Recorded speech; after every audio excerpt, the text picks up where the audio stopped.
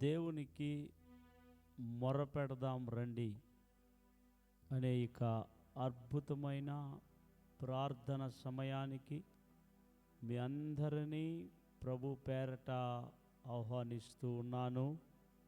చాలా మంచిది దేవుని సన్నిధిలో గడుపుట, ప్రార్థించుట, స్తుతించుట, ఆయన మాటలు వినుట ఎంతో గొప్ప భాగ్యం. కాబట్టి ఈ భాగ్యాన్ని చాలామంది కోల్పోతున్నారు. దయచేసి ఈ లోకంలో ఉన్న కార్యాల దగ్గర సమయాన్ని వెచ్చించుట కంటే దేవుని పాద సన్నిధిలో సమయాన్ని వెచ్చించుట గొప్ప ధన్యత. ఎవరు ఆయన పాదాల చెంతకి వస్తారో వారి జీవితాలు ధన్యము అవుతుంది, ఆశీర్వాదకరం అవుతుంది. కాబట్టి ఈ సాయంత్ర సమయంలో మీ అందరినీ కార్యక్రమానికి ఆహ్వానిస్తూ ఉన్నాము. ఇంతవరకు చక్కటి పాటల ద్వారా, ప్రార్థన ద్వారా, ఆరాధన ద్వారా ప్రభుకు మహిమ చెల్లించటం జరిగినది. ఈ సమయంలో మనమందరము కూడా దేవుని శ్రేష్టమైన వాక్యములను మనం ధ్యానించుకొనబోతూ ఉంటున్నాం. కావున మనమందరము కూడా పరిశుద్ధ బైబిల్ గ్రంథములో నుండి అనేకమైనటువంటి శ్రేష్టమైనటువంటి మాటలను మనం విని ప్రార్థన చేయబోతున్నాం. ఈరోజు కీర్తనల గ్రంథము 14వ అధ్యాయము, కీర్తనల గ్రంథము 14వ అధ్యాయము 2వ వచన భాగాన్ని మనం ధ్యానించుకుందాం. వివేకము కలిగి దేవుణ్ణి వెదకువారు కలరేమో అని యెహోవా ఆకాశము నుండి చూచి నరులను పరిశీలించెను. శ్రేష్టమైన మాట. దేవుడట ఆకాశం నుండి ఈ భూమిలో ఉండే నరులందరినీ పరిశీలిస్తున్నాడు. దేవుణ్ణి వెదుకువారు కలరేమో అని. దేవుడికి వెదికేవారు కావాలి, దేవుణ్ణి సన్నిధికి వచ్చేవారు కావాలి, దేవుణ్ణి ఆరాధించేవారు కావాలి, దేవుణ్ణి స్తుతించేవారు కావాలి, దేవుణ్ణి మహింపరిచేవారు కావాలి. దేవుడు వెతుకుచున్నాడు, పరిశీలిస్తున్నాడు. వివేకము కలిగి వెతుకువారు కలరేమో అని. అయితే పరిశీలిస్తున్నప్పుడంట 3వ వచనంలో వారందరూ దారి తొలగి బొత్తిగా చెడి ఉన్నారు, మేలు చేయువాడు ఎవరునూ లేడు, ఒక్కడైనను లేడు. నాకు ప్రియమైన దేవుని జనాంగమా, దేవుడు ఆకాశం నుండి భూమి మీద ఉన్న నరులను చూస్తున్నాడట. అయితే చూస్తున్నప్పుడు వెదికేవారు ఉన్నారేమో అని చూస్తే చాలామంది వారు ఏమి చేస్తున్నారట? బొత్తిగా చెడి ఉన్నారు, మేలు చేయువాడు లేడు, ఒక్కడైనను లేడు. ఈ కీర్తన 14వ కీర్తన దావీదు చేత రాయబడిన కీర్తన. ఇది చాలా ప్రాముఖ్యమైన కీర్తనగా ఉన్నది. ఎందుకన్నట్లయితే ఈ 14వ కీర్తన 2 సార్లు రాయబడి ఉన్నది. 14లో రాయబడిన అదే కీర్తన 53వ కీర్తనలో కూడా కొన్ని మార్పులతో కూడా కొన్ని మాటలు మారినది తప్ప సేమ్ యాజ్ యూజువల్ కీర్తన. ఈ కీర్తనలో ఉన్న వాక్య భాగాన్ని అపోస్తలుడైన పౌలు గారు తీసుకొని రోమా సంఘానికి లేఖ రాసేటప్పుడు ఆ మాటల్ని ఉదాహరణిస్తూ రాస్తూ ఉంటున్నాడు. అప్పుడు ఈ కీర్తన చాలా ప్రాముఖ్యమైన కీర్తన. అయితే దేవుడు ఎదురు చూస్తూ ఉండేది ఆయనను వెదకాలని ఎదురు చూస్తున్నాడు. కానీ మనుష్యులు ఆయనను వెదకటలేదు. ఎందుకు? ఎవరు వెదకరు? ఈ లోకంలో దేవుణ్ణి ఎవరు వెదకరు? దేవుణ్ణి ఎవరు ఆరాధించరు? దేవుణ్ణి ఎవరు గణపరచరు? దేవుణ్ణి ఎవరు మహిమపరచరు? అంటే 14వ కీర్తనలో మొదటి వచనంలో రాయబడి ఉంటున్నది, దేవుడు లేడని బుద్ధిహీనులు తమ హృదయములో అనుకొందురు. వారు చెడిపోయిన వారు అసహ్య కార్యములు చేయుదురు, మేలు చేయు ఒకడును లేడు.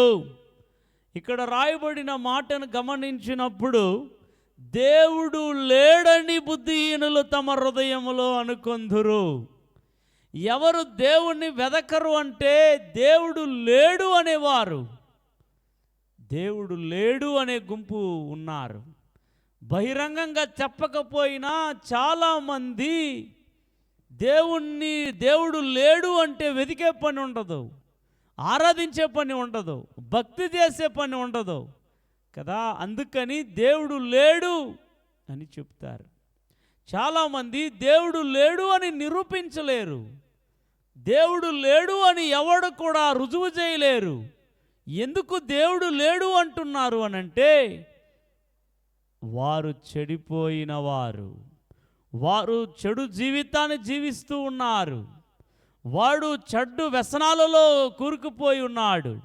అందుకనే మేలు చేయడు, దేవుణ్ణి వెదకడు. ప్రియమైన వారులారా, చాలామంది దేవుడు లేడు అనేవారు ఒక గుంపు ఉంటే, దేవుడు ఉన్నాడు కానీ ఆ దేవునికి ఇవ్వాల్సిన స్తుతి, ఘనత, భక్తి, మహిమ ఇవ్వని వారు చాలామంది ఉంటున్నారు.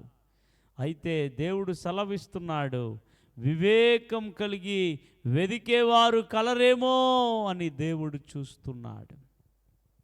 ఈరోజు మనుష్యులమైన మనం దేవుణ్ణి వెదకాలి.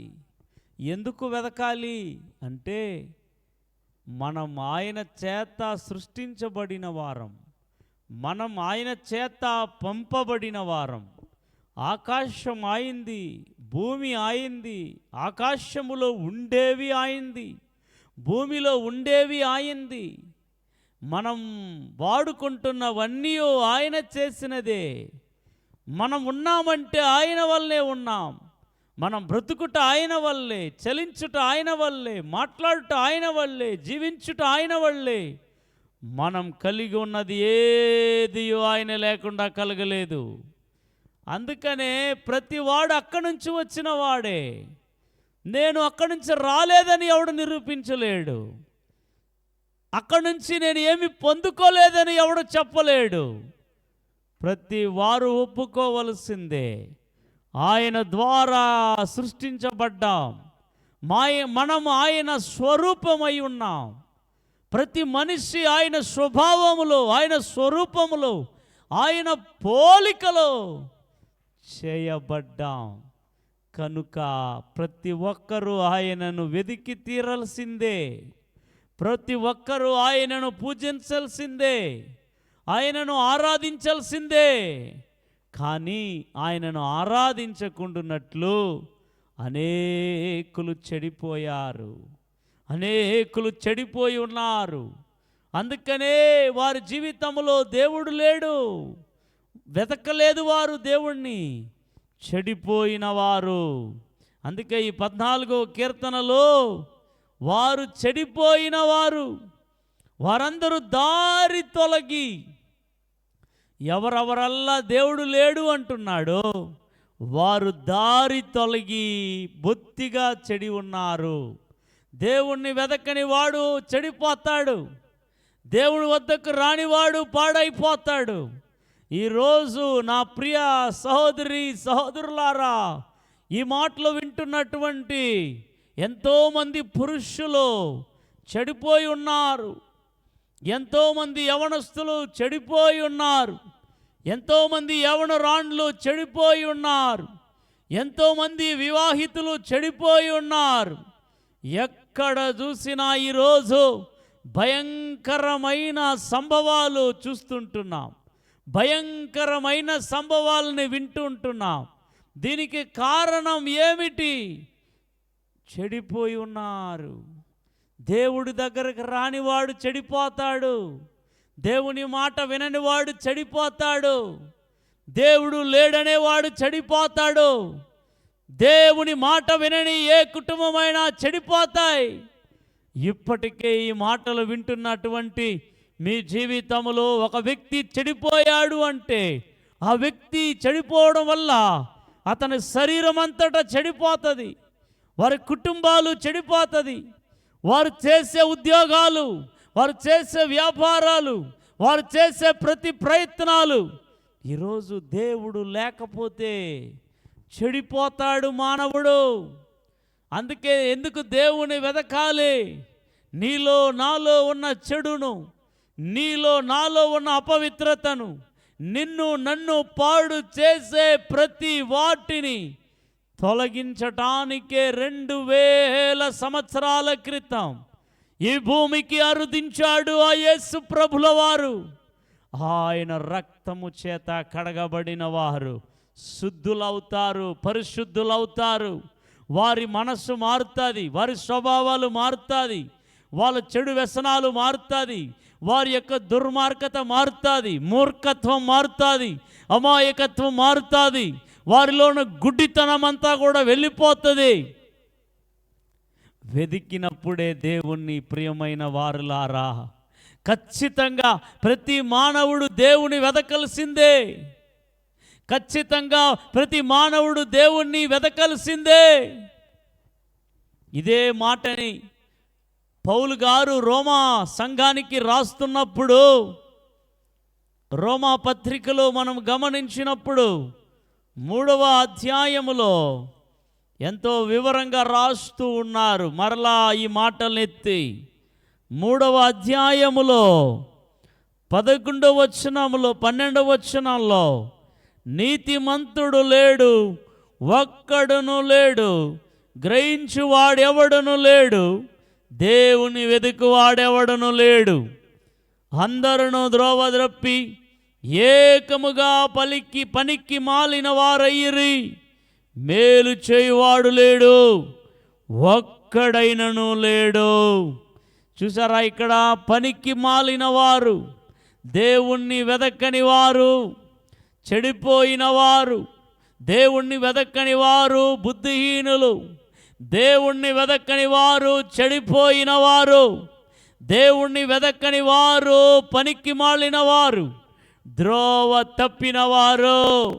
ఇలాంటి ద్రోవ వారిని నిత్య నరకానికి తీసుకెళ్తుంది. దోవ తప్పిన వారు ఈ లోకంలో నెమ్మదిగా ఉండలేరు. దుష్టులకు నెమ్మది ఉండదని బైబిల్లో రాయబడి ఉన్నది. దుష్టులు ఎవరు తెలుసా? దేవుణ్ణి నమ్మని వారు, దేవుణ్ణి తిరస్కరించేవారు, దేవుణ్ణి అపహాస్యం చేసేవారు, దేవునికి విరోధంగా మాట్లాడేవారు, దేవునికి విరోధముగా చేతులెత్తేవారు. దేవుడు మాట్లాడుతున్నాడు. ఈరోజు ఎన్ని కుటుంబాలు పనికి మాలిన వారుగా జీవితాలు మారిపోయాయి. ఎంతోమంది విద్యావిహీనులుగా పనికి మాలిన వారయ్యారు. ఎంతోమంది పనికి మాలిన జీవితాల్లో వెళ్ళిపోతున్నారు ఈరోజు. కారణం ఏమిటి? పని లేదు, పాట లేదు, ఒక ఉద్యోగం లేదు, ఒక వ్యాపారం లేదు. ఖాళీగా గడిపేవారు ఎంతమంది జీవిస్తూ ఉన్నారు? ఖాళీగా బ్రతికేవారు పనికి మాలిన వారు.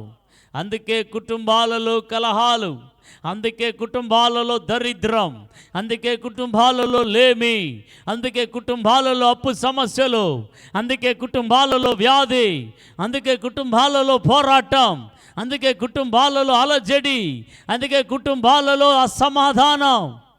అయితే ఇవన్నిటినీ తొలగించబడాలి అనంటే మీరు దేవుని వెతికినప్పుడు, దేవుని ఆశ్రయించినప్పుడు, దేవుని వైపు తిరిగినప్పుడు మిమ్మల్ని దేవుడు ఆ చెడుతనముల నుండి విడుదల చేసి మిమ్ములను దేవుడు కరుణించువాడుగా ఉంటూ ఉన్నాడు. కావున ప్రియమైన దేవుని బిడ్డలారా, ఈ మాటలు వింటున్నటువంటి ప్రతి వారితో దేవుడు మాట్లాడుతూ ఉంటున్నాడు. వెదికేవారు కలరేమో, ఎవరు వెతకగలుగుతారు? వివేకం కలిగిన వారు. వివేకం, విధేయత, లోబడుట, ఈ వీరు మాత్రమే వెతుకుతారు దేవుణ్ణి. అందరూ వెతకలేరు. కాబట్టి మొదటగా దేవుడి వెతకాలి అని అంటే దేవుడికి లోబడాలి, దేవుడు ఉన్నాడని నమ్మాలి, దేవుడు ఉన్నాడని భయపడాలి, దేవుని యందు విశ్వాసం ఉంచాలి. అప్పుడే వివేకం వస్తుంది. వివేకము కలిగిన వారు మాత్రమే దేవుని వెతుకుతారు. వివేకం లేని వారు దేవుని వెతకలేరు. గర్వాంధులు దేవుని వెతకలేరు. అహంకారులు దేవుని వెతకలేరు. అవునండి, అందుకే వారి జీవితములలో పనికి మాలిన వారుగా జీవిస్తూ ఉంటున్నారు. కాబట్టి దేవుడు ఈరోజు మాట్లాడుతున్నాడు, ప్రియమైన వారులారా, దేవుణ్ణి వెతకక ఎంతో నష్టపోతూ ఉంటున్నారు. దానిని సరిచేసుకోకుండా, దానిని మార్చుకోకుండా ఈరోజు అనేకులు వారిలో ఉన్న చెడుతనమును, వారిలో ఉన్న అహంకారమును, అహంభావమును, వారిలో ఉన్న అహంకారమైన జీవితాలని మానుకోకుండా, మార్చుకోకుండా, ప్రభుకి ప్రియంగా మారకుండా, దేవుడు నాకు హెల్ప్ చేయలేదు, దేవుడు నా బాధని మార్చలేదు, దేవుడు నా కన్నీళ్లను తుడవలేదు, దేవుడు నా కష్టాలని కడతేర్చలేదు, దేవుడు నా సమస్యని పరిష్కరించలేదు, దేవుడు నాకు హెల్ప్ చేయలేదు, దేవుడు నాకు తోడుగా రాలేదు, దేవుడు నా మీద దూరచూపు చూశాడు అని దేవుని మీద కొరతలు చెప్పుకుంటూ బ్రతికే వాళ్ళు ఎక్కువ మంది ఉంటూ ఉన్నారు.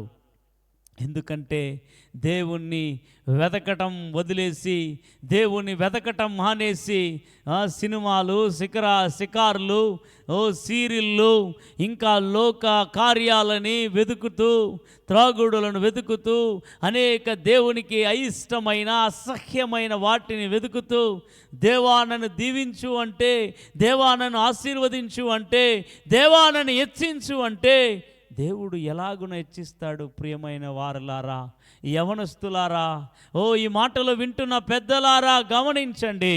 దేవుడికి వివేకము కలిగి వెదుకువారు కలరేమో అని చూస్తూ ఉంటున్నాడు. అయితే అందరూ బొత్తిగా చెడిపోయి ఉన్నారు.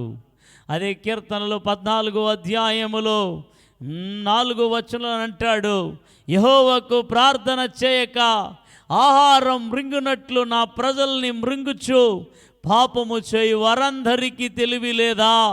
పాపము చేయువారు బహుగా భయపడుదురు. ఇక్కడ మనం చూస్తూ ఉంటున్నాం.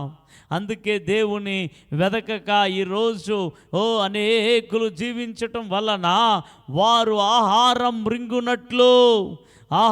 మృంగునట్లు యెహోవాకు ప్రార్థన చేయక, ఎంతోమంది ఈరోజు ప్రార్థన చేయకపోవడానికి కారణం ఏమిటి? వివేకం ఉంటే ప్రార్థన చేస్తారు, దేవుని మీద నమ్మకం ఉంటే ప్రార్థన చేస్తారు. దేవుని సహాయం కావాలి, నా ద్వారా ఏమీ కాదు, నా దేవుని వల్లనే సమస్తం సాధ్యము అని నమ్మేవారు ప్రార్థన చేస్తారు. ప్రియమైన దేవుని బిడ్డలారా, యెహోవాకు ప్రార్థన చేయక, దేవుడు ఉన్నాడని నమ్మితే కదా, దేవుని వద్దకు వెళ్ళాలని విశ్వాసం ఉంటే కదా. అందుకే అనేక జీవితాలలో ప్రార్థన లేదు. ప్రార్థన లేని జీవితాలు శూన్యం.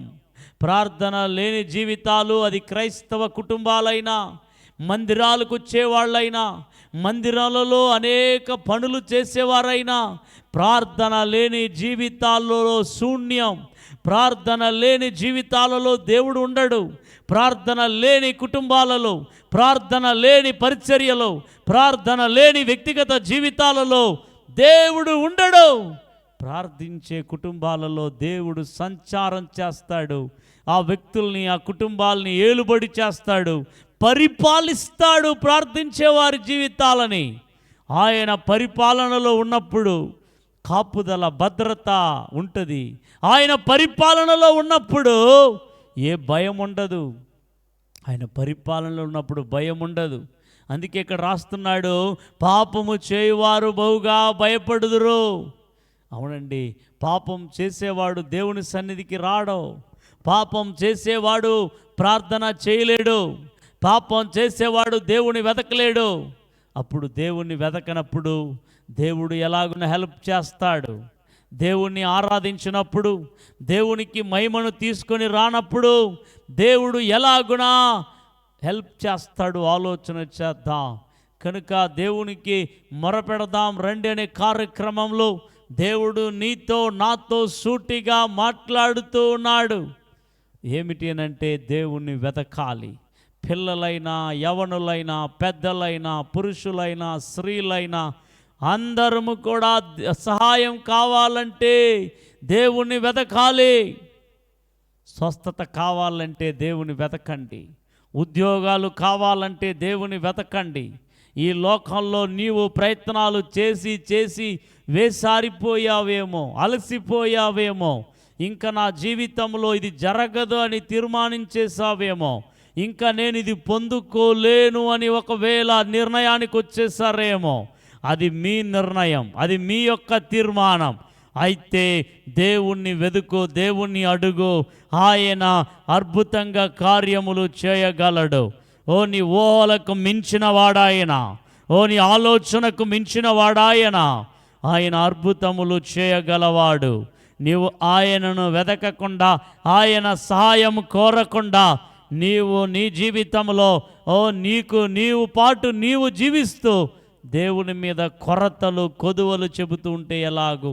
నా ప్రియ దేవుని బిడ్డలారా, ఈరోజే దేవుని వైపు తిరగండి. దేవునికి సమయాన్ని ఇవ్వండి, జీవితాన్ని ఇవ్వండి, మీ కుటుంబాన్ని ఇవ్వండి, మీ బ్రతుకునివ్వండి. దేవునికి సమయాన్ని వెచ్చించండి, దేవునికి సమయాన్ని వెచ్చించండి. ఈ సంవత్సరం దేవుడు ఈ పరిచర్యలో ఇచ్చిన వాగ్దానం కూడా అదే. నన్ను వెతుకు అని వాగ్దానం చేసి ఉన్నాడు. ఆయనను మనం వెతకాలని దేవుడు కోరుకుంటున్నాడు. ఆయనను వెతకాలి, ఆయన బలమును వెతకాలి, ఆయన సన్నిధిని వెతకాలి, ఆయన మందిరాన్ని వెతకాలి, ఆయన వాక్యాన్ని వెతకాలి. ఆయన ప్రత్యక్షత కొరకు వెతికినప్పుడు ఆయన మనకు ప్రత్యక్షమయ్యే దేవుడుగా ఉంటూ ఉన్నాడు. కనుక ఎవరు వెతకరో, ఎవరు వెతుకుతారో, ప్రియమైన దేవుని బిడ్డలారా, కీర్తనలు 14వ కీర్తనలో 5వ వచనం అంటాడు, ఎందుకనగా దేవుడు నీతిమంతుల సంతానం పక్షముననున్నాడు, బాధపడు వారి ఆలోచనను మీరు తృణీకరించుదురు, అయినను యెహోవా వారికి ఆశ్రయమై ఉన్నాడు. చూసారా అండి, దేవుడు ఎవరికి ఆశ్రయముగా ఉంటాడంట, దేవుడు ఎవరికి సహాయంగా ఉంటాడంట, దేవుడు ఎవరి పక్షాల్లో ఉంటాడంట? ఆయనను వెదికే వారి పక్షాన, నీతిమంతుల సంతానం పక్షాన, ఆయనను ఆశ్రయించే వారి పక్షాన, ఆయన శరణ వేడే వారి పక్షాన, ఆయనను నమ్మేవారి పక్షాన, ఆయన వైపు చూస్తూ ఉంటారే వారి పక్షాన దేవుడు ఉండి కార్యములు జరిగించువాడై ఉన్నాడు. కాబట్టి వెతికిన వారిని ఆయన త్రోసి వెళ్ళేవాడు కాడు. కనుక నా ప్రియ దేవుని బిడ్డలారా, ఒకవేళ ఈ మాటలు వింటున్న వారులారా, ప్రభు మీతో మాట్లాడుతూ ఉన్నాడు. చాలామంది దేవుణ్ణి వెతకటానికి సమయం లేదని సాకులు చెబుతూ ఉంటారు. అనేక పనులు ఉన్నాయి, ఉద్యోగంలో బిజీగా ఉన్నాను. అవును ప్రియ దేవుని బిడ్డలారా, ఆ ఉద్యోగాన్ని ఇచ్చింది ఎవరు? ఆ ఆరోగ్యాన్ని ఇచ్చింది ఎవరు? ఆ స్థితిని ఇచ్చింది ఎవరు? ఆ ఇచ్చిన దేవుణ్ణి వెతకడానికే ఆయనకే సమయం లేదంటున్నారు. ఈరోజు గమనించండి, నీ స్థితిని మార్చింది, నీ గతిని మార్చింది, నీ బ్రతుకును మార్చింది దేవుడు కాదా? ఆశీర్వదించింది దేవుడు కాదా? ఈరోజు టైం లేవు అనే స్థితికి వచ్చింది నీ దేవుని వల్లనే కాదా? ఇప్పుడు చెప్పాల్సింది లోకానికి చెప్పాలి, టైం లేదని, దేవుడికి కాదు. దేవుడికి ఏం చెప్పాలి అనంటే, దేవా మొదటి స్థానం నీకే దేవా, నా జీవితంలో ప్రాధాన్యత నీకే దేవా, నా జీవితంలో, నా కుటుంబంలో ప్రథముడు నీవే ప్రభువా అని ప్రభుని మొదటగా మీరు వెతకాలి. వెతికినప్పుడు మీ సంపద, మీ కుటుంబము, మీ ఉద్యోగము, మీ చదువులు, మీరు చేసే చేతి పనులు, మీరు చేసే ప్రయత్నాలు అన్నీ సఫలీకృతం చేసే దేవుడుగా ఉంటున్నాడు. దేవుణ్ణి వెతకకుండా, దేవుణ్ణి ఆరాధించకుండా, దేవుణ్ణి సన్నిధికి రాకుండా ఆయన ఆశ్రయముగా ఉండలేడు. కనుక దేవుడు నీతిమంతుల సంతానము పక్షముననున్నాడు. బాధపడు వారి ఆలోచనను మీరు తృణీకరించుదురు, అయినను యెహోవా వారికి ఆశ్రయమై ఉన్నాడు. బాధపడే వారి ఆలోచనలను లోకస్తులు తృణీకరించవచ్చేమో కానీ దేవుడట ఆశ్రయముగా ఉంటూ ఉన్నాడు. కాబట్టి ఈ లోకంలో 2 రకాల జనాలు ఉంటున్నారు. ఒకటి వెదికే గుంపు, ఇంకొకటి వెదకని గుంపు. దేవుని నమ్మే గుంపు, దేవుణ్ణి నమ్మని గుంపు. దేవుణ్ణి ఆరాధించే గుంపు, దేవుణ్ణి ఆరాధించని గుంపు. దేవుణ్ణి మహిమపరిచే గుంపు, దేవుణ్ణి ద్వేషించే గుంపు.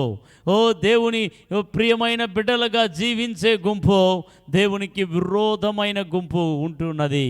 వీరికి ఏమిటి వ్యత్యాసమో? అయితే ఒకరోజు రాబోతుంటున్నది.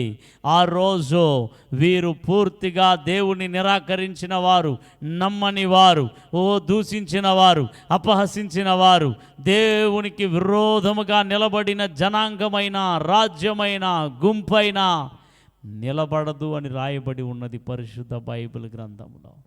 నిలబడదు. ప్రియమైన దేవుని బిడ్డలారా, దేవుని సంఘమునకు, దేవుని సేవకు, దేవునికి విరోధముగా మాట్లాడే ఎవరు అయినా కూడా నిలబడలేరు. ప్రియమైన దేవుని బిడ్డలారా, అది నిలబడదు. దేవునికి విరోధమైన రాజ్యమైనను, గుంపైనను నిలబడదు అని పరిశుద్ధ బైబిల్ గ్రంథములో మనకు తెలియబరచబడుతున్నది. కనుక దేవుని మాటలను బట్టి మనం ముందుకు వెళదాం. దేవుణ్ణి స్తుతించని వారు, ఆరాధించని వారు నిర్మూలం చేయబడతాదని రాయబడినది. యేసయ్య 60వ అధ్యాయం, యేసయ్య గ్రంథం 60వ అధ్యాయము 12వ వచనములో రాయబడినది, నిన్ను సేవింపనొల్లని జనమైనను రాజ్యమైనను నిలువదు, అట్టి జనములు నిర్మూలము చేయబడును.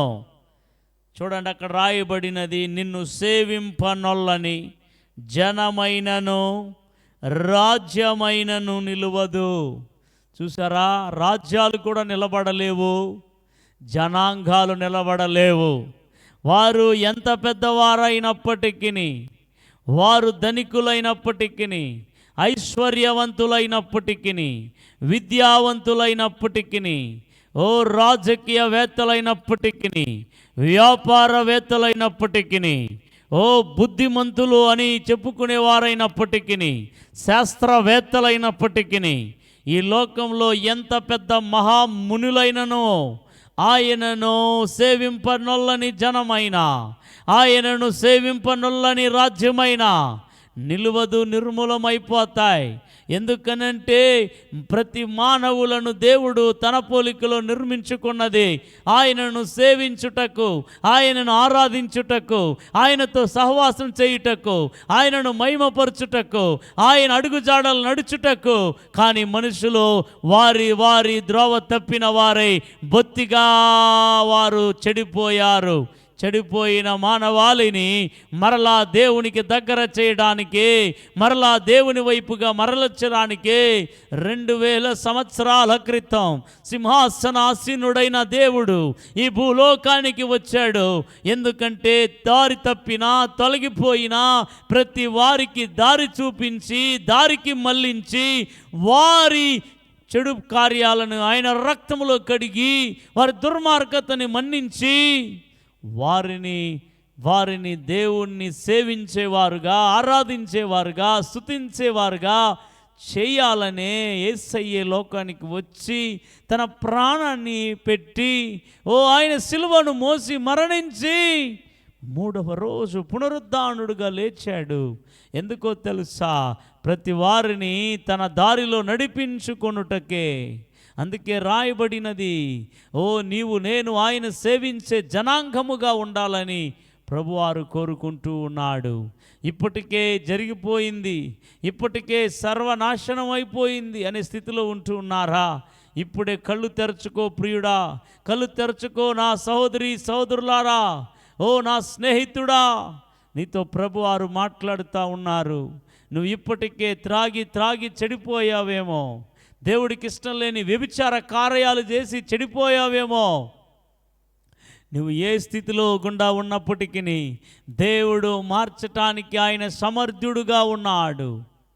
దేవుని వైపు నువ్వు తిరగలిగితే, నువ్వు చేసిన పాప కార్యాలకు పశ్చాత్తాపడి ఒప్పుకోగలిగితే, యేసయ్యా దారి తప్పిపోయాను, వారి వీరి మాట విని తిరిగిపోయాను, ఓ నా జీవితాన్ని వ్యర్థం చేసుకున్నాను, ఓ నా యవ్వనాన్ని పాడు చేసుకున్నాను, నా ధనాన్ని పాడు చేసుకున్నాను, ఓ నా వయస్సుని అందాన్ని పాడు చేసుకున్నాను, నాకున్న పలుకుబడిని పాడు చేసుకున్నాను, నాకున్న హోదాని పాడు చేసుకున్నాను, నాకున్న ఆస్తిని పాడు చేసుకున్నాను. వ్యభిచారం వల్ల, త్రాగుబోతుతనం వల్ల, వారి వీరి మాటల వల్ల, అనాలోచితమైన కార్యాల వల్ల, విలాసవంతమైన జీవితం వల్ల, దేవుడికి ఇష్టం లేని నడతల వల్ల, ఏ కారణాల వల్ల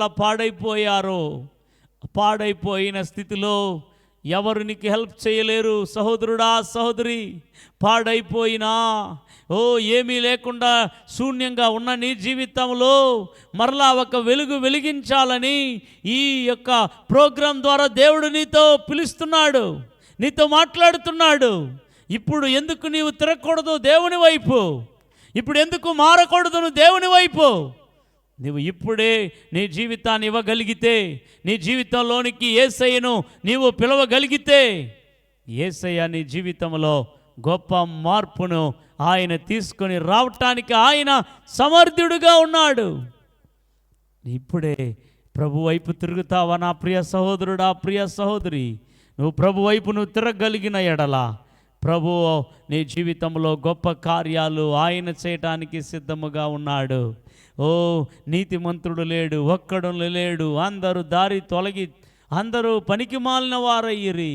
అందుకే నీతిమంతుడైన యేసు ఈ లోకానికి వచ్చాడు. ప్రతి వారి తప్పిదాలను మన్నించి, ప్రతి వారికి దారి మళ్లించి, ప్రతి వారికి దారి చూపించి, వివేకమునిచ్చి దేవుని వైపుగా త్రిప్పటానికే. ఎందుకనంటే దేవుణ్ణి వెతికే కొలది దీవెనలను పొందుకోవాలి, మానవాలి, శాపము నుండి విడుదల పొందాలి, పాపము నుండి విడుదల పొందాలి, బంధకాల నుండి విడుదల పొందాలి అన్న ఒకే ఒక ఉద్దేశంతోనే యేసు ప్రభుల వారి లోకానికి వచ్చారు. ఆ యేసు ప్రభుని ఎందుకు దూరం పెట్టేస్తున్నావు? ఆ యేసు ప్రభుని ఎందుకు నీవు తక్కువగా చులకనగా చూస్తూ ఉంటున్నావు? ఆ యేసు ప్రభు వారు నీ జీవితాన్ని, నా జీవితాన్ని ఉద్ధరించటానికి వచ్చిన వాడు. నిన్ను నన్ను తప్పించటానికి, శిక్ష నుండి తప్పించటానికి వచ్చిన వారు. నీ కొరకు, నా కొరకు తన ప్రాణాన్ని పెట్టడానికి వచ్చిన వారు. ఆ యేసయ్యను నీ హృదయంలోకి, నీ జీవితంలోకి నువ్వు పిలవగలిగిన ఎడల ఆయన ఖచ్చితంగా నీ జీవితంలో మార్పుని తీసుకుని వస్తాడు. నీ జీవితంలో, మీ కుటుంబంలో మార్పుని తీసుకుని వస్తాడు. అయ్యో నా బిడ్డలు నా మాట వినలేదే అని కంగారు పడుతున్నారా? అయ్యో నా బిడ్డలు లోబడలేదే అని కృంగిపోతూ ఉంటున్నారా? కృంగిపోవద్దు. వారి కొరకు నీ చేతులెత్తి ప్రార్థన చేయి. ప్రభువా, మా కుటుంబంలో ఇలాంటి కార్యాలు ఉన్నాయి, మార్చండి. నా పిల్లల జీవితాలని ఉద్ధరించండి. నా భర్తను మార్చండి, నా భార్యను మార్చండి, నా పిల్లల జీవితాన్ని మార్చండి. ఎందుకనంటే ఈనాడు లోకంలో అనేకులు దేవుణ్ణి కాక ధనం వైపు తిరిగేశారు. ఈ లోక కార్యాల వైపు మనుషులు తిరిగేశారు. అందుకే దేవుడు అడిగాడు, మీరు దేవునికి దాసులుగా ఉంటారా, ధనానికి దాసులుగా ఉంటారా అని అడిగాడు. ఇద్దరు యజమానులకి దాసులుగా ఉండలేరు. ఈరోజు అనేకులు లోకానికి దాసులైపోయి, పాపానికి దాసులైపోయి దేవుని వద్దకు రాలేకపోతున్నారు, బైబిల్ గ్రంథాన్ని చదవలేకపోతున్నారు, దేవుని సన్నిధికి రాలేకపోతున్నారు. ప్రభువారు ఈరోజు అలాంటి వారిని ఉద్ధరించటానికి ఈ వాక్యం ద్వారా మాట్లాడుతూ ఉన్నాడు. ఇప్పుడే దేవా, వారందరూ తిరగాలని ప్రార్థన చేయబోతూ ఉంటున్నాం.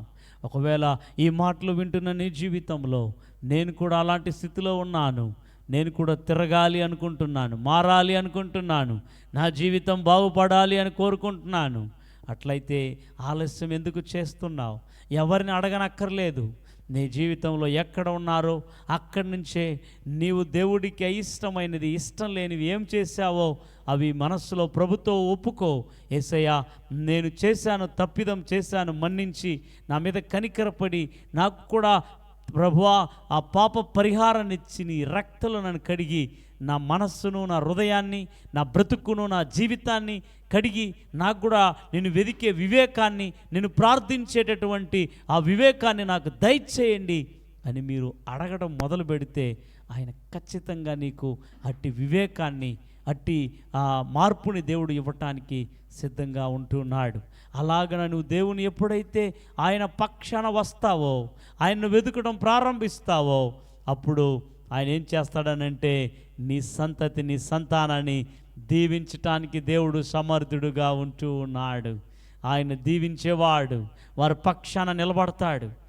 మీరు దేవుని వెతికారనుకోండి, మీ పక్షాన ఆయన నిలబడతాడు, మీ పిల్లల పక్షాన నిలబడతాడు. మీకు ఎలాంటి విరోధులు లేచినా, ఎలాంటి శత్రువులు లేచినా దేవుడే వారితో యుద్ధం చేస్తాడు, దేవుడే వారితో ఫైట్ చేస్తాడు. నువ్వు చేయనక్కర్లేదు. నీవు దేవుని పక్షాన ఉంటే ఆయన నీ పక్షాన ఉంటాడు. ఒకవేళ ఎంతోమంది ఈరోజు అయ్యో నా పక్షాన ఎవరున్నారని ఏడుస్తున్నారా? ఎవరక్కర్లేదు, ఆయనను వెతుకు, ఆయనే నీ పక్షాన ఉంటాడు.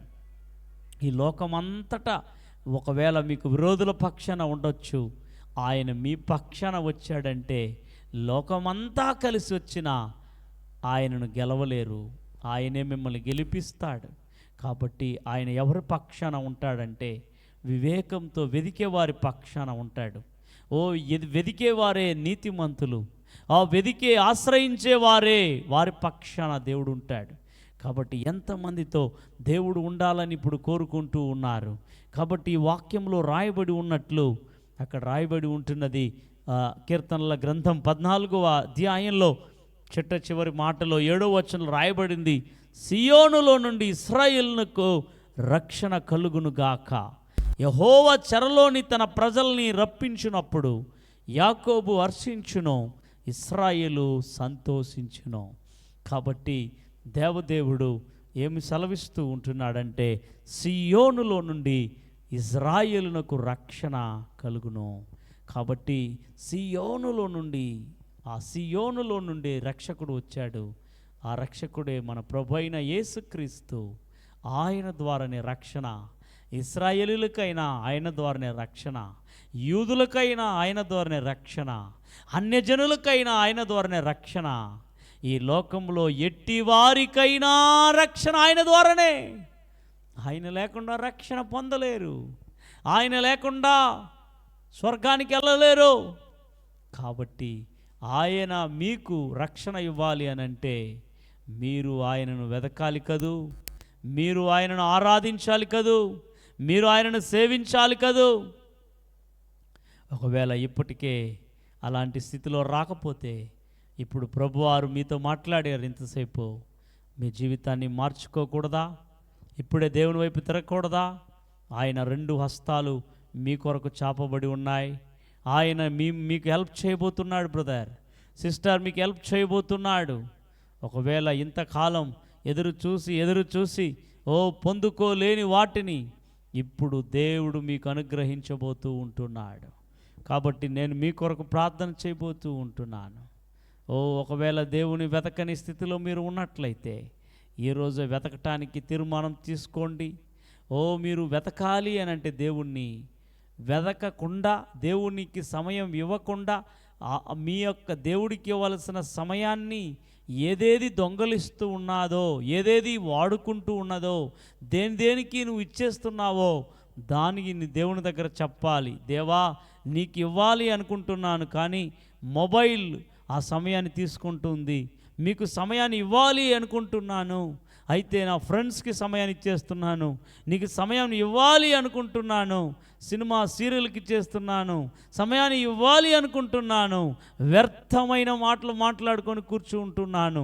సమయాన్ని ఇవ్వాలి అనుకుంటున్నాను, అయితే ఫ్రెండ్స్తో షికారులు తిరుగుతూ ఉన్నాను. సమయాన్ని ఇవ్వాలి అనుకుంటున్నాను, కానీ పడుకొని నిద్రపోతూ ఉంటున్నాను. సమయాన్ని ఇవ్వాలి అనుకుంటున్నాను, అనేక పాడుబడిన కార్యాలు నా తలంపులో రావటం వల్ల ఇవ్వలేకపోతున్నాను అనే ఒక దుస్థితిలో ఒకవేళ మీరు ఉండవచ్చు ఏమో. ఇప్పుడే యేసయ్య నీ రక్తంతో నన్ను కడుగు నాయన, నీకు సమయం ఇస్తాను, స్థలం ఇస్తాను, నా జీవితంలో స్థాపిస్తాను, ప్రతిరోజు నిన్ను వెతుకుతాను, శరణ వేడుకుంటాను, సేవిస్తాను, ఆరాధిస్తాను, పూజిస్తాను. దేవా నీ కృప కావాలయ్యా, నీ సహాయం కావాలయ్యా, నీవు నా పక్షాన రావాలయ్యా, ఓ నా కుటుంబ పక్షాన రావాలయ్యా. మాకు విరోధముగా అనేక శత్రువులు లేస్తున్నారయ్యా. ఓ మాకు విరోధముగా కోర్టులో కేసులు ఫైల్ చేయబడి ఉన్నాయ్యా. మాకు విరోధముగా అనేక కేసులు కట్టబడి ఉన్నాయ్యా. వీటన్నిటిలో పక్షాన వాదించడానికి రండయ్యా, వీటన్నిటిలో జయం ఇవ్వడానికి రండయ్యా. యేసయ్యా మాకు జయ వీరుడవు నీవే, యుద్ధ వీరుడవు నీవే, యుద్ధ శూరుడవు నీవే, జయశాలివి నీవే. గొప్ప అద్భుతం చేయండి ప్రభువా అని మీ యొక్క వ్యాజ్యాల్ని ప్రభుకు అప్పచెప్పడం మొదలు పెట్టండి. ఓ ప్రభువుకు మీ యొక్క జీవితాన్ని ఇవ్వడం మొదలు పెట్టండి. అప్పుడు దేవుడు మీ పక్షాన లేస్తాడు, మీ పక్షాన న్యాయం చేస్తాడు, నీ పక్షాన యుద్ధం చేస్తాడు ఆయన. కనుక ఈ వేళలో మీ కొరకు ప్రార్థన చేయబోతూ ఉంటున్నాను. అందరూ కూడా దేవుని వైపు చూద్దాం. దేవుని వైపు చూసిన వారు ఎన్నడూ సిగ్గునొందలేదు. దేవుని వైపు చేతులు చాపిన వారు వారి యొక్క హ్యాండ్స్ ఎంప్టీగా తిరిగి రాలేదు. దేవుణ్ణి నమ్మిన వారు ఎన్నడూ చెడిపోలేదు.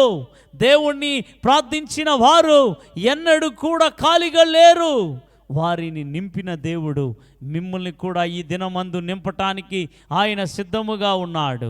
అందరం కూడా ఈ వేళలో కొద్ది నిమిషాలు మీ కొరకు ప్రార్థన చేయబోతూ ఉన్నాను. ఎవరెవరికల్లా యేసయ్య దగ్గర నుండి ఆశ్రయం కావాలో, సహాయం కావాలో, రక్షణ కావాలో, అద్భుతం కావాలో, దేవుని దగ్గర నుండి పొందుకోవలసినవి కావాలని ఎదురు చూసుకుంటూ ఉంటున్న వారులారా, అందరము కూడా కళ్ళు మూసిన వారుగా ఇప్పుడే ఏకీభవించండి ప్రార్థనలో. దేవుని వైపు చూచుదాం, దేవుని వైపు గలమెత్తుదాం, దేవుని వైపు స్వరమెత్తుదాం. ఒకవేళ విడవబడిన స్థితిలో ఉన్నావా, ఒకవేళ నీవు వ్యాధి పడకలో ఉన్నావా, శ్రమలలో ఉన్నావా, నిందల్లో ఉన్నావా, అవమానాల్లో ఉన్నావా, అనేక పరిస్థితుల గుండా నీవు ఉన్నట్లయితే ఇప్పుడే దేవుని హస్తము మీకు సహాయం చేయబోతూ ఉంటున్నది. అందరము కళ్ళు మూసిన వారుగా ఏకీభవిద్దాం. ఎందరో కొర ప్రాణములో ఉన్నప్పుడు యేసయ్యా నన్ను స్వస్థపరచు, యేసయ్యా నన్ను లేవనెత్తు అని ప్రార్థించిన ప్రార్థనలను విని దేవుడు స్వస్థపరిచిన వాడు. ఇప్పుడు ఈ ప్రార్థనలో ఏకీభవించండి. ప్రార్థనలో దేవుడు కార్యములు చేస్తాడు. ఒకవేళ నీ కుటుంబంలో అనేకులు వ్యాధి పడకలో ఉన్నారేమో, అనేకులు బలహీనతలో పడిన స్థితిలో ఉన్నారేమో, వారి కొరకు ప్రార్థన చేయండి. సమయములో దేవుని మహిమ మీ ఇంటికి దిగి వస్తుంది. మిరకిల్స్ దేవుడు చేయడానికి సమర్థుడు. ప్రార్థన చేద్దామా? ఏకీభవిస్తారా నాతో పాటు ప్రార్థన చేద్దామా? మిక్కిలిగా ప్రేమిస్తున్న పరలోకపు తండ్రి, ఈ లైవ్ ద్వారా నాయన ప్రార్థించుటకు, ఈ లైవ్ ద్వారా ప్రజల పక్షాన నిలబడుటకు మీరిచ్చిన అవకాశాన్ని బట్టి వందనాలు ప్రభువా. నిన్ను వెదకక, నిన్ను ఆరాధించక, నిన్ను సేవించక పాపముడు చేసి ఈరోజు అనేక ఇబ్బందుల్లో, వ్యాధులో, కష్టములో, పోరాటంలో, నష్టములో ఉండే ప్రజలతో మీరు మాట్లాడారయ్యా.